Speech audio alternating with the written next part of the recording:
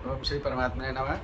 मैं प्रोफेसर हरिहृदय अवस्थी अपने परम पूज्य गुरु जी प्रातः स्मरणीय वेद मूर्ति तपोनिष्ठ गीता उपनिषद पुराण और धर्मशास्त्र के विशेषज्ञ प्रोफेसर पंडित भगवत शरण शुक्ल जी के साथ में आप सभी का Awasthi Ayurveda anatomy yoga and spirituality channel पर हार्दिक स्वागत करता हूँ। गुरु जी सांख्य कारका की 16वीं कारका जो है हमें समझाएंगे, जिसमें प्रकृति के त्रिगुण हैं वो किस प्रकार महदादि को प्रभावित करते हैं, तो उसके बारे में चर्चा होगी। तो हम लोग चलते गुरु जी। नमोस्तुनंताय सहस्रमूर्तये सहस्रपादाक्षिशुरोरुबाहवे सहस्रनाम्ने पुरुषाय शाश्वते सहस्रकोटियुगधारिणे नमः। कृष्णाय वासुदेवाय हरये परमात्मने प्रणतक्लेशनाशाय गोविंदाय नमो नमः। इस चैनल से संबद्ध सभी विद्वद्गण, सभी जिज्ञासु छात्रवृंद, सहृदय सज्जन वृंद एवं इस चैनल के संस्थापक तथा प्रबंधक आचार्य हरिहृदय अवस्थी जी, आप सभी का इस सांख्य विचार परंपरा में स्वागत है। संप्रति हम लोग 15वीं एवं 16वीं कारिकाओं पर विचार कर रहे हैं आचार्य वाचस्पति मिश्र की सांख्य तत्व कौमुदी के आधार पर। आज 16वीं कारिका का जो परिणामतः सलिलवत प्रतिगुणाश्रय विशेषात्, इसका व्याख्यान हो रहा है। इसमें आचार्य वाचस्पति मिश्र कहते हैं, स्यादेतत् शक्तितः प्रवृत्ति कारण कार्य विभागाविभागं च महता एव परमाव्यक्तं साधयिष्यतः कृतं ततः परेण अव्यक्तेन इत्यत आह परिमाणात्। कारण विचार इसका यह है कि कारण शक्ति से ही कार्य उत्पन्न होते हैं, ये बतलाया गया है। कारण शक्तितः प्रवृत्ति, कारण शक्ति से ही कार्य की प्रवृत्ति देखी जाती, उत्पत्ति देखी जाती है। इसलिए कारण कार्य विभाग अविभागौ च महता एव परमम अव्यक्त। इसलिए कारण से कार्य के आविर्भाव, उसका विभाग हो गया, और अविभाग अर्थात उसका तिरोभाव हो गया। इन दोनों के कारण की जो परम अव्यक्तत्व है, परम अव्यक्तता है, उसको सिद्ध करना आवश्यक होता है। उसको सिद्ध करते किया गया, उसको सिद्ध किया जाएगा कि कैसे कारण शक्ति से कार्य उत्पन्न हो देते हैं, और कारण से कार्य का आविर्भाव, और उसी कारण उस कार्य का तिरोभाव होने से कारण की परमाव्यक्तता जो सिद्ध हो रही है, तो वो किससे हो रही है? तो वो हो रही है कृतम तथा परेण अव्यक्तेन, अव्यक्त के द्वारा। क्योंकि सभी का अव्यक्त है, जिसमें लय होता है वही अव्यक्त होता है। अर्थात जिसमें वह कार्य अपने स्वरूप को समाहित कर देता है, वह उसके लिए अव्यक्त होता है। जैसे महत्तत्व में जो है, महत्तत्व वो प्रकृति में महत्तत्व का लय होता है, इसलिए महत्तत्व की जो प्रकृति है वो उसके लिए अव्यक्त होता है।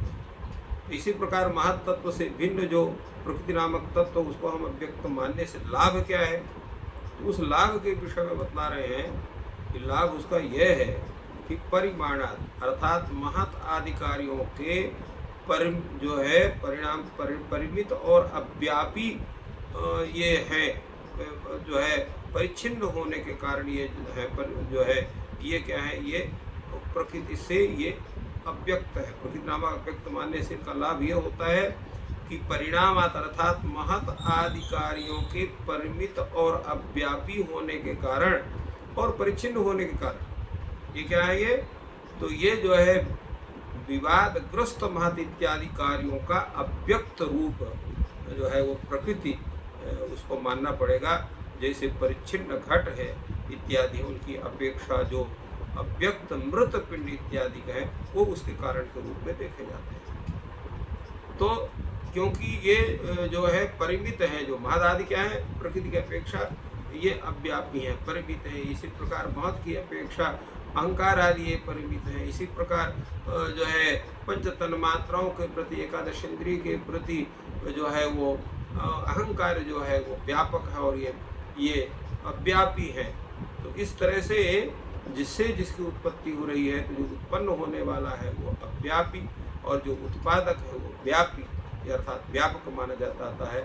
इसी तरह से परिमित जो है अव्यक्त कारण, महदादि अव्यक्त कारण बनता है। महदादि में महदादि भी जो है उसका मुख्य कारण क्या है? अव्यक्त अर्थात प्रकृति है।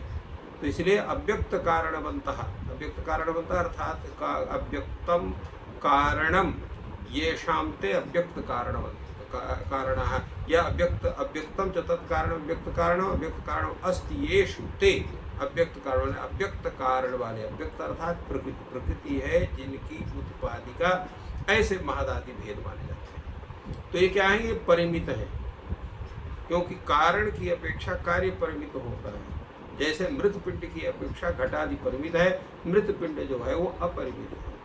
घटादयो ही परिमिता, मृदाद्य व्यक्त कारण का है दृष्टा, ये घटादि जो है परिमित है, मृदादि जो अव्यक्त इनका कारण माना जाता है, वो कारण देखा गया है।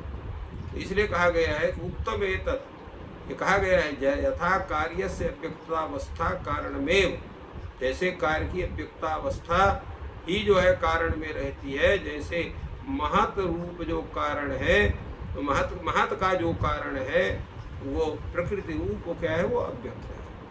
तथा पर तराव्यक्त कल्पनायाम प्रमाणाभाव, तो प्रश्न होगा प्रकृति का अव्यक्त कौन है? तो प्रकृति का अव्यक्त मानोगे तो जिसको आप प्रकृति का अव्यक्त मानोगे फिर उसका अव्यक्त कौन है? फिर उसका अव्यक्त कौन है? तो इस तरह से जो है अनंत परंपरा कार्य कारण भाव की मानने पर अनवस्था दोष प्रसंगा, अनवस्था दोष हो गया। इसलिए जो परम तत्व का परम तत्व है महत तत्व, तो महत तत्व का जो कारण है प्रकृति है, उसी को मूल प्रकृति के रूप में मान के उसी को अव्यक्त माना जाता है और वो किसी का कार्य नहीं है। अनवस्था दोष होने से उसी को सबका कार्य माना जाता है। इसलिए यहाँ कहा गया ततः परतर अव्यक्त कल्पनायाम प्रमाणाभाव, उससे अतिरिक्त और अव्यक्त की परिकल्पना में कोई प्रमाण नहीं होगी। अनंत कार्य कारण भाव कल्पना मानने पर अनवस्था का प्रसंग होगा। अनवस्था का मतलब ये होता है कि जो है बिना कारण के जो है अनेक कार्य कारण भाव की कल्पना करते जाना, वो अनवस्था दोष है। इतश्च विवादाध्यासिता भेदा, अब यहाँ पर महत्त्वादि जो ये जितने भी भेद हैं जिनको इन्होंने विवादाध्यासिता कहा, इतश्च महत्त्वादि जो है ये विवादग्रस्त कार्य है। तो इनका जो इन कार्यों का मुख्य कारण कौन है? अव्यक्त है। इसलिए कहा कि इतश्च विवादाध्यासिताः भेदाः महदादयः अव्यक्त कारण बनता है। अव्यक्त कारण वाले, अव्यक्त कारण अर्थात इनका अव्यक्त अर्थात प्रकृति इनका कारण है। कैसे है? समन्वयात्, क्योंकि इसी में ही इनका समन्वय होता है। समन्वय का मतलब क्या होता है? तो समन्वय का मतलब होता है भिन्नानाम समान रूपता समन्वय।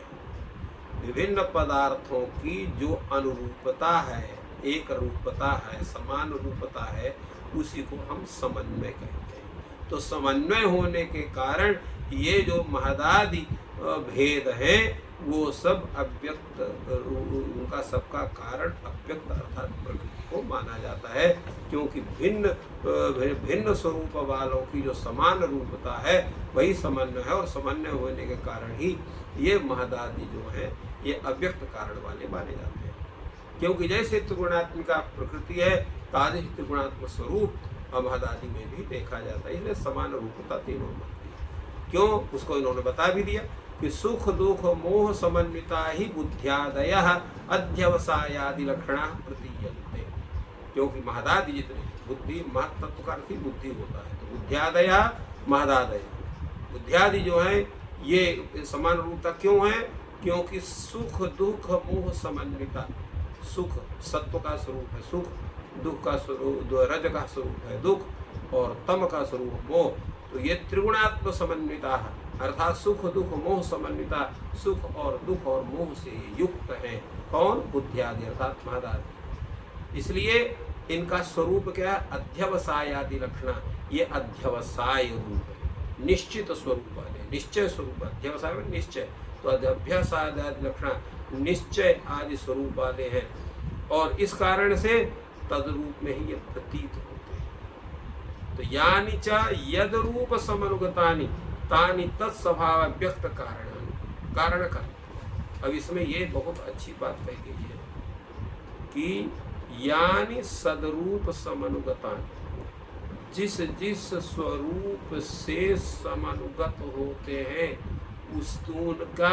उनके स्वभाव के अनुसार वही अव्यक्त उनका कारण होता है। जैसे मुकुट है, तो मुकुट रूप जो है वो किसमें प्राप्त हो, किसमें अनुगत होता है? स्वर्ण में होता है। इसलिए स्वर्ण स्वरूप के भाव को यहाँ पर प्राप्त करता है मुकुट, इसलिए उसका मुख्य कारण कौन होता है? स्वर्ण पिंड उसका अव्यक्त कारण माना जाता है, क्योंकि स्वर्ण मुकुट के पूर्व ही वो स्वर्ण पिंड के रूप में होता है, और मुकुट जब टूट जाता है तब भी उसको स्वर्णकार उसको गला करके तादृश स्वर्ण पिंड के रूप में ही उसको उपस्थित करता है।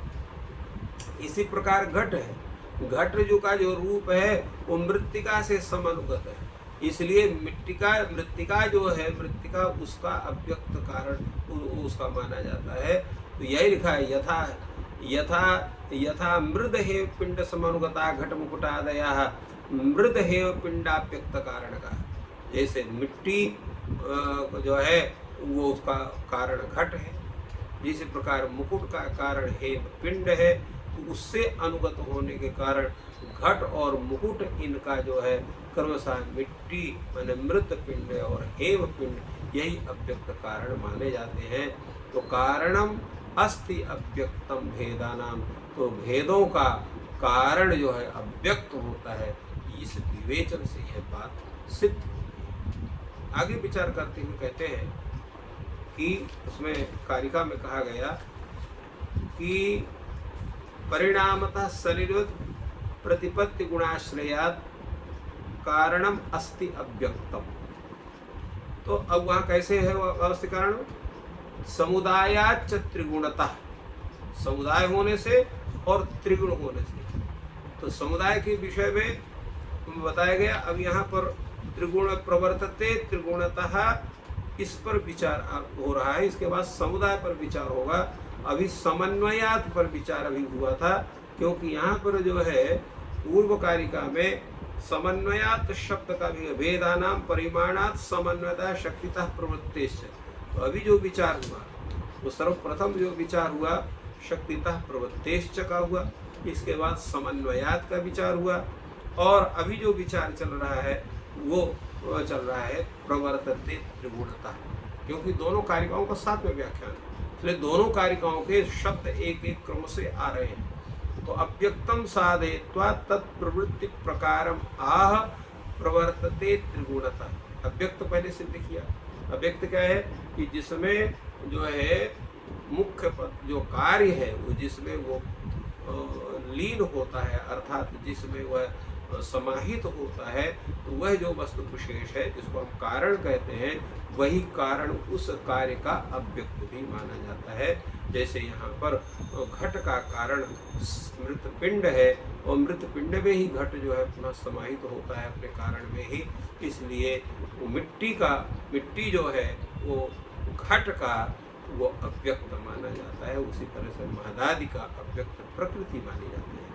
तो इस तरह से अव्यक्त को पहले सिद्ध किया गया। अब अव्यक्त को सिद्ध करने के पश्चात उसके प्रवृत्ति के भेदों को कह रहे हैं प्रवर्तते त्रिगुणता। त्रिगुण से इनकी प्रवृत्ति होती है। प्रतिसर्गावस्थायाम सत्वम रजस तमश्च सदृश परिणामानि भवन्ति। अब यहाँ पर ये कहता है कि जो है ये जो प्रतिसर्गावस्था प्रत्येक सृष्टि के पूर्व में सत्वम रजस्तमा सदृश परिणामानि भवन्ति। सत्व रज और तम ये स्वसदृश परिणाम को उत्पन्न करते हैं। क्यों? ये जो त्रिगुण है कैसे है? परिणाम स्वभावा ही गुणा। ये गुण जितने होते हैं परिणाम, सो इनका परिणाम होना ही स्वभाव है। ये परिणामी होते हैं, अर्थात स्वभाव से ये परिणामी है। स्वभावता परिणाम को कहते हैं। गुणा न अपरिणस्य क्षणम अपि अवतिष्ठते। अब ये गुण क्या है कि बिना परिणाम के एक क्षण भी नहीं रह सकते। ये परिणत होते ही रहते हैं। तो अपरिणतस्य क्षणमपि अवतिष्ठन क्षणमपि अवतिष्ठन्ते। ये जो परिमाण, जो सत्वादि गुण है, एक क्षण भी बिना परिणमन के नहीं रह सकते हैं। इसलिए तस्मात् सत्वम सत्वरूपतया, रजो रजोरूपतया, तमः तमोरूपतया प्रतिसर्गावस्थायाम अपि प्रवर्तते। इसलिए जो सत्व गुण है वो सत्वरूप के माध्यम से, रजोगुण रजोगुण के माध्यम से और तमोगुण तमोरूप के माध्यम से प्रतिसर्गावस्थायाम, प्रत्येक सृष्टि की अवस्था में, चाहे जो भी सृष्टि हो, तो प्रत्येक सृष्टि की अवस्था में, प्रत्येक उत्पत्ति की अवस्था में वो प्रवृत्त होते हैं। इसलिए कहा त्रिगुणतः। त्रिगुणतः अर्थात त्रिगुण से उनका जो है स्वरूप होता है। त्रिगुणतः समुदाय, तो त्रिगुणतः का मतलब त्रिगुण से इनका जो है प्रवृत्ति होती है। त्रिगुणतः प्रवर्तन है। तो ये बात यहाँ पर त्रिगुण के माध्यम से बताई गई। आगे इसका समुदायाच आदि जो अनेक हेतु हैं उन पर हम लोग विचार करेंगे। आज हम लोग अपने इस वक्तव्य को यहीं पर पूर्णता प्रदान करते हैं। तो इस प्रकार इस कारिका को बहुत ही सरल शब्दों में गुरुजी ने समझाया कि जो प्रकृति में त्रिगुण हैं वो आगे जो अखिल अष्ट रूपी प्रकृति है और एकादश इंद्रियां हैं, उन सब में त्रिगुण किस प्रकार से उनको प्रभावित करते हैं। जैसे कि मूल रूप में मृतिका से ही सारे, जैसे दिया है, घड़ा है, ये चीज़ें बनती हैं। सोने से ही मूल रूप से कंगन, अंगूठी, ये सब बनता है। तो उसी प्रकार होता है। तो बहुत ही गूढ़ व्याख्या है जिसको गुरुजी ने बहुत सरल शब्दों में समझाया। ईश्वर आपकी सहायता करें। आपका दिन शुभ हो। धन्यवाद।